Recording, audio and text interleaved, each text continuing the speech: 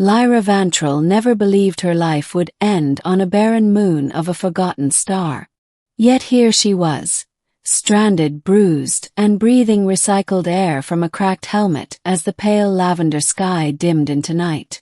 The only sounds were her own uneven breaths and the distant groan of shifting ice shelves beneath her. Hours earlier, she had been a respected xenobiologist on the crystalline world of Erevan. Her research on microbial intelligence had earned her recognition across 3 sectors. She had plans, real ones. She wanted to map the ancient ecosystems buried under the planet's polar ice. She wanted to publish her theories about proto-conscious nanobacteria. She wanted freedom. What she did not want was marriage to High Chancellor Kael Zirith. He had made his offer, if one could call a threat adorned with jewels an offer. Erevan's traditions were clear. Any woman chosen by the Chancellor was expected to accept. To refuse was treason against his lineage and a personal insult to his authority. Lyra refused anyway. 20 minutes later she was drugged, dragged onto a shuttle, flown to an unnamed moon, and dumped like discarded cargo. Her final sight before the shuttle left was Kael's cold, unblinking stare behind the viewing port, an expression that said he believed she would die within hours. The oxygen gauge on her suit was now flickering dangerously low. She staggered toward the wreckage of an ancient research outpost, its metal frame half swallowed by drifting snow dunes. She forced her stiff limbs to move faster, whispering to herself to stay awake. She had maybe 20 minutes left. And then, through the thickening dark, she saw a light. At first she thought it was a hallucination, oxygen deprivation playing tricks on her. But the glow strengthened, cutting through the violet gloom. A hovercraft. Military grade. Not Erevoni. Too sleek. Too angular. Too Terran. Her heart stumbled. Humans were rare this far out. Diplomatic relations with Erevan were strained at best. A human presence here made no sense. Yet the craft landed all the same, hissing steam as its doors slid open. A soldier stepped out, armor matte black, visor reflecting faint starlight. He carried a thermal stabilizer and an oxygen tank. He rushed toward her. "Hey! Stay with me!" he shouted, voice crisp and warm through her fading consciousness. "Come on, look at me. You're not dying on my watch." Her knees buckled. The last thing she saw before the world went dark was his visor retracting, revealing concerned hazel eyes framed by stubble and a scar that cut across his jaw. Lyra awoke inside the hovercraft, wrapped in a heated thermal blanket. Her lungs burned as pure oxygen pumped into her mask. The human soldier sat across from her, analyzing a glowing holopad. "You're lucky I was scanning debris trails," he said without looking up. "If I hadn't found your distress beacon, well, you know the rest." Her throat was raw. "Who are you?" He lifted his gaze. "Sergeant Ethan Mercer. Terran Vanguard." Lyra blinked. She'd heard of them. Elite explorers who patrolled remote sectors, assisting colonists, diplomats, and stranded travelers. They were famous for defying borders when lives were at stake. "Why would a Terran soldier rescue an Erevoni scientist?" she croaked. Ethan shrugged lightly. "Why wouldn't I?" She opened her mouth but closed it again. Erevan taught its citizens that Terrans were ruthless, self-serving opportunists.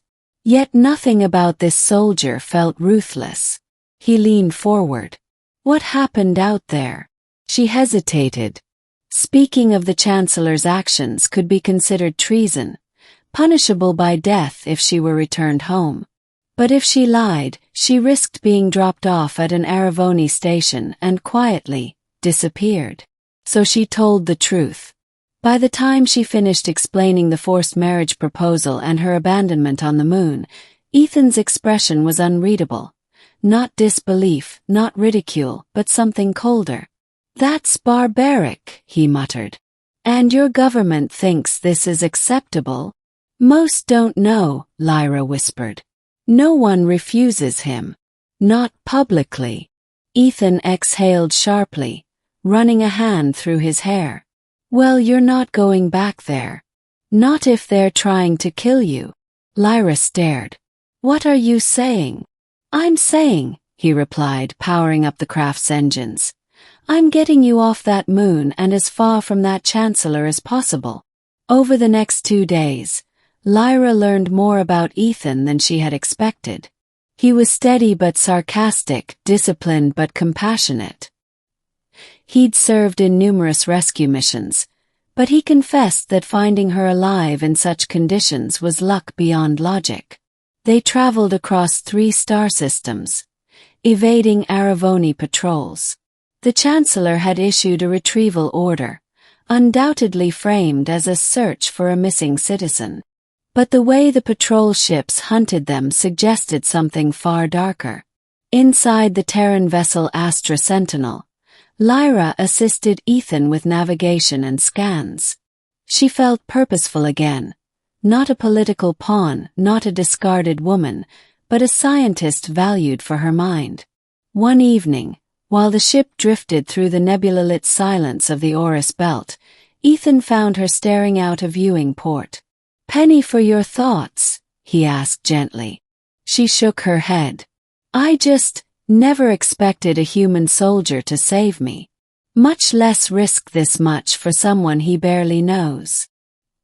He leaned against the wall beside her.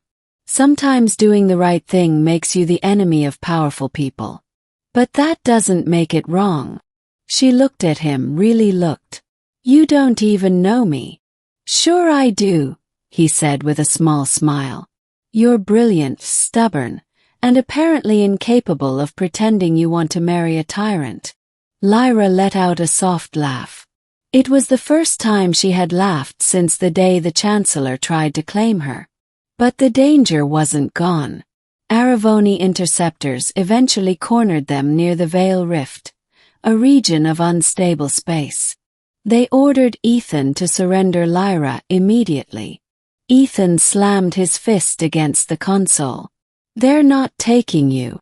"We can't outrun them," Lyra said, panic creeping into her voice. "No," Ethan agreed. "But we can go somewhere they won't follow." Her eyes widened. "Ethan, the rift is unstable. We could be torn apart.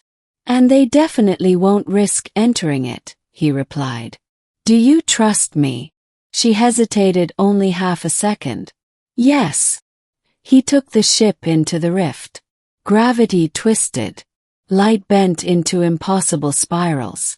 The hull groaned under tidal forces that were older than recorded history. But Ethan held the controls with unwavering focus.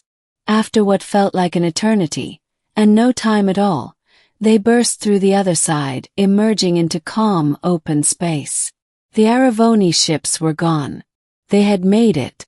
Lyra collapsed into her seat, trembling with relief. Ethan let out a breath he had been holding for minutes. "You're safe," he said softly. She turned to him, heart hammering with gratitude and something she couldn't yet name. "Thanks to you." Lyra never returned to Erevan. With Terran assistance, she gained political asylum on the independent world of Selim Station, where she resumed her research, this time freely, without fear. Ethan visited often, at first to check on her well-being, and later simply because he wanted to see her smile. And Lyra found herself looking forward to those visits more than she could ever admit aloud. She had been left for dead for refusing a tyrant's hand. But she found her future, her freedom, because a human soldier refused to let her die.